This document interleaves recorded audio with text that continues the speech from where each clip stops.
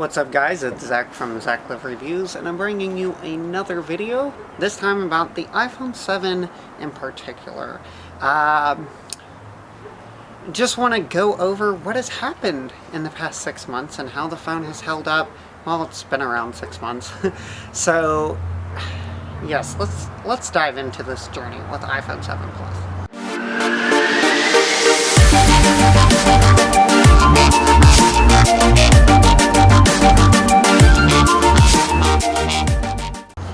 Okay, so iPhone normally lasts a while. Anyone who is on the iPhone bandwagon knows this.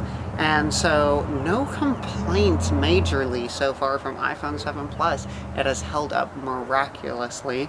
And the only issues I really have is the back of the aluminum body has started chipping away at that matte finish that Apple has, and from what I see, I am not the only one.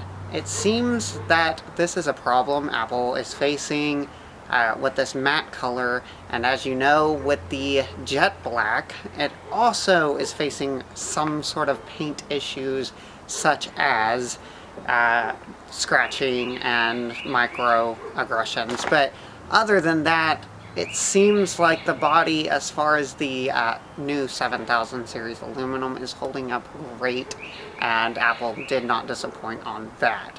As far as the screen, I keep a screen protector on my phone, and yes, there are scratches on the actual display due to I was waiting on an order for some tempered glasses, and kind of, my keys kind of got a hold of it, I think, because they were in the same pocket. Other than that, it isn't that much of a distraction. They're light scratches, and there's not that much issues going on there.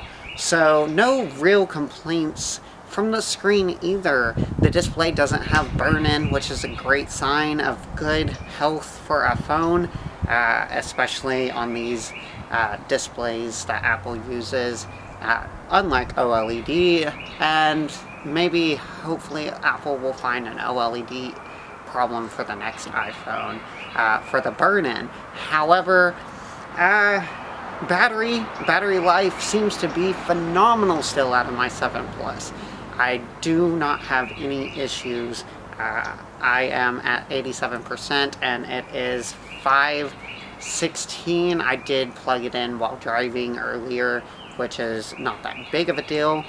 Other than that, if it's not such a busy day where I'm constantly grabbing YouTube videos or watching or trying to keep up with the news, or playing music all day, where for some reason I always like to leave my screen on while playing music, because I'm weird like that.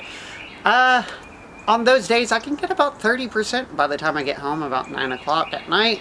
And on the days that I don't do all of that, well, I am still left with a good 70%. So, props to Apple. I am running iOS 10 beta 6 this week, and so yes, as far as that, this has to be one of the smoothest operating systems we've seen from Apple in a while. There's still some hiccups here and there, but seems overall stable, and it seems like Apple is finally making their final stand with iOS 10, seeing how their event is going to happen in June, where they will probably, what they always do, release or announce at least the new iOS 11, which will then be, you know, for developers, and then later on public beta later on in the summer. And yes, I will bring videos about that as soon as I get my hands on with that. Sorry about the noise, I'm outside, so I can't really help that much. Also, other than that, I have to say the battery has held up. There's no bad battery health. So if you're still looking for a phone that is still powerful, the iOS updates haven't really hindered any benchmarking scores, and I don't think that there is any like true slowing. Maybe a couple points here and there drops, but Geekbench 4 seems to really be on par. Not, of course, as fresh as it was out the box, but holding up over the 6 months. It's been really, really nice.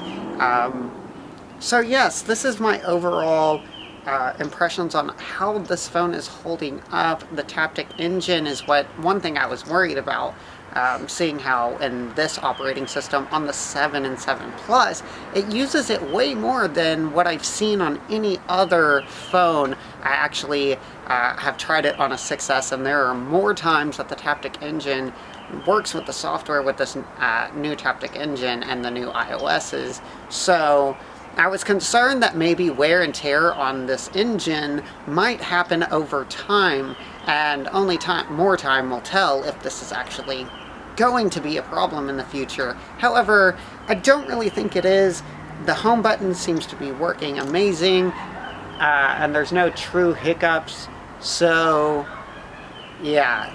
Okay guys, thanks for watching. If you want to see the Apple Watch, or if you are, this is the very first Apple Watch. If you want to know how it's holding up in 2017, like and comment below that you want this. Also, if I will be doing an iPhone edition, I wanted to do it this video. However, I'm waiting for some rumors to kind of wrap up and actually figure out what they want to claim. There are several rumors on several things, and I want to make sure I'm on as point as I can be for you guys. Also, check out our Twitter, keep up with our Twitter. I constantly am on it. I am constantly updating it of news and the website. Other than that, thanks guys for watching. Give this video a thumbs up, subscribe, and turn those notifications on. Also, don't forget, I do still have this Batman case. If that video gets 100 likes and I get 100 subscribers, I will be giving at least one case away for free, brand new, never been opened. So thank you guys. Y'all have a great day, and I will see you next week on whatever video y'all choose. If it's the Apple Watch, then so be it. If not, maybe it's some news that has come up, or maybe it's just something else that has popped into this crazy brain of mine. Alright, thanks guys.